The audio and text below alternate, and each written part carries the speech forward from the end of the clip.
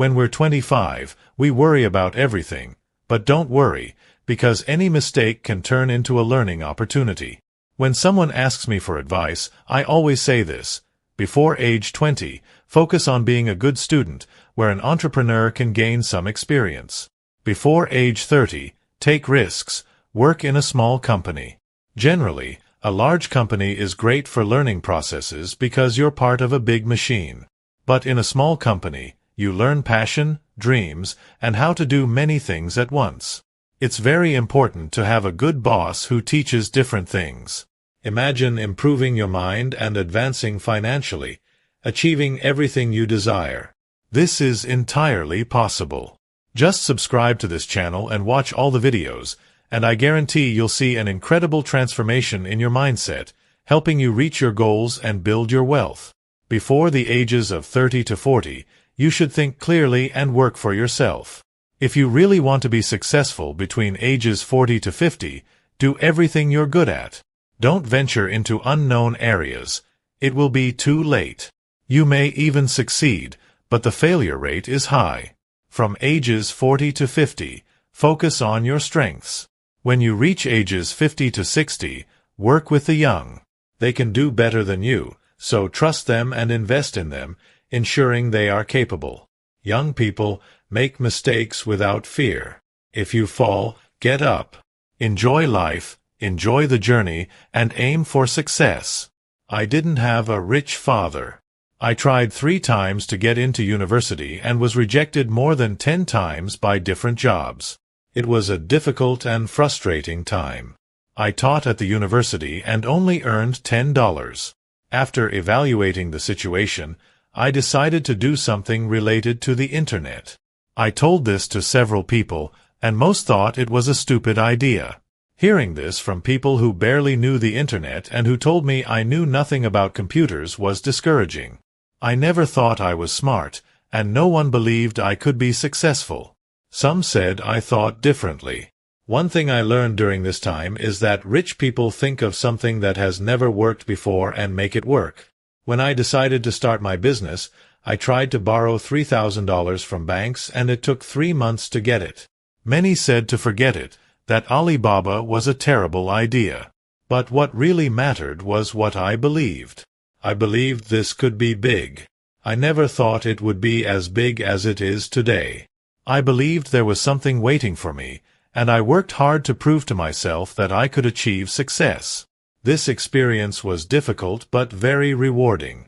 We raised $50,000 from 18 investors and started. For the first 3 years, we didn't earn a single dollar in revenue. If it wasn't easy, why did I keep going? Because I received many thank you emails from customers. They said, "This is so good. Your projects help us. If you keep going, one day you will succeed." Little by little, we built our business. Little by little, we stabilized. We built a solid infrastructure, and now, after 16 years, we have a group with a large, high-quality team. Our company operates efficiently and simply. People say, "You're so smart. How did you build a company like this?" Bill Gates, Warren Buffett, Zuckerberg. What's the difference between them and others? They are always optimistic about the future. They never complain. They always try to solve others' problems. When you're optimistic, you always see an opportunity. Don't complain. Let others complain. Opportunities are where people complain. Think about how you can do things differently. Ask yourself, what can I do to make a difference? And then, when you find something, make it happen.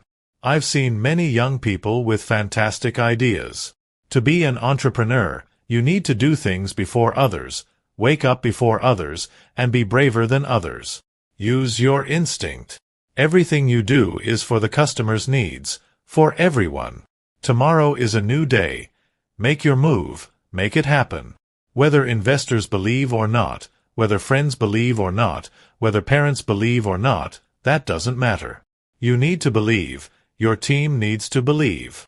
If you work day and night, that's how things happen. Don't worry about money. Money follows those who pursue their dreams. If you have a dream, go for it. I believe no one can achieve much alone. We can serve the world. Either you work for others, or you work for yourself. I chose to work for myself. Working for yourself means working for society. If you really want to work for yourself, think of others, because only when others succeed, when they are happy, will you be successful. I think today people worry too much about the world, about the economy. I'm very optimistic. When people start to worry, that's where the opportunity is.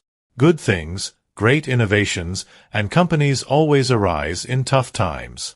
I'm optimistic about the future. The opportunity for equality is enormous. In past centuries, technology and globalization only served large companies. But now, with technology, we can serve the 80% of businesses that were never served, the 80% of young people who were never served. I'm excited about the future. I love hearing young people talk about their dreams and hopes. If they have that, we do too. It's what I believe. Before, people in some villages in China had to walk 2 hours to the big city to buy something. Today, we can deliver to their homes in up to 72 hours. A young woman told me a story.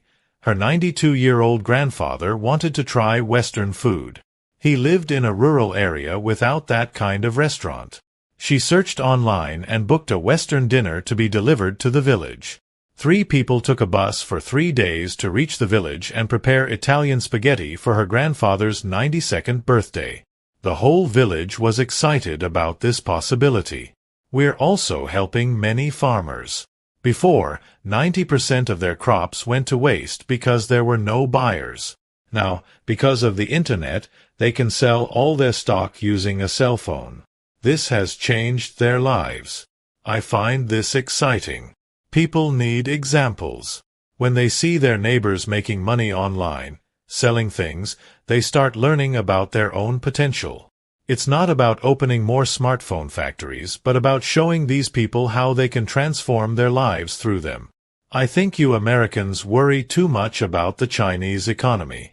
Whenever you start worrying, China improves. And when you have high expectations, China has problems.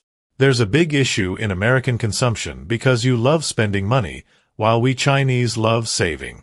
We are probably the country with the largest deposits in the world. We save in banks, knowing that in the next disaster, we can spend. So, when the economy is bad, we still have money to spend. You probably aren't really worried. China is commercializing, focusing on development for a 30-year window. China's government is strong in investment and exports but still weak in domestic consumption. Domestic consumption is driven by entrepreneurship, not governments. I always thought, at 19, where I was, I hadn't taken the university exam and wasn't good at studying. That's why I give confidence to young people in China. If I can be successful, 80% of these people can too. The current technological revolution isn't about physical strength, as others have been, but about intelligence. The current challenge is about wisdom. Men and women are equal on the internet. You never know who is male or female online.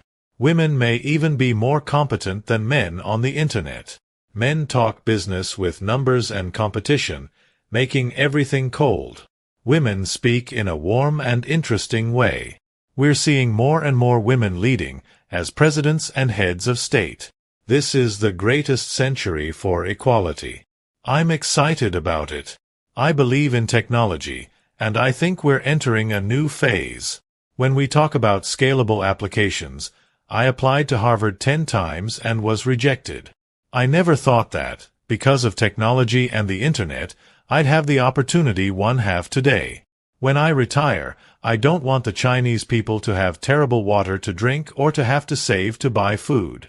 The question is, how can we use technology to give more opportunities to young people? Don't worry. We have 1.4 billion people born in the 1980s and beyond. These are the people on the internet. They will find new ways to solve the world's problems. The things you worry about today can be resolved.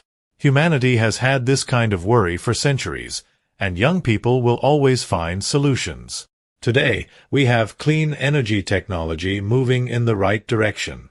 With climate change, all these issues will be resolved and become great opportunities. When talking about opportunities and problems, we should think about how to turn problems into opportunities.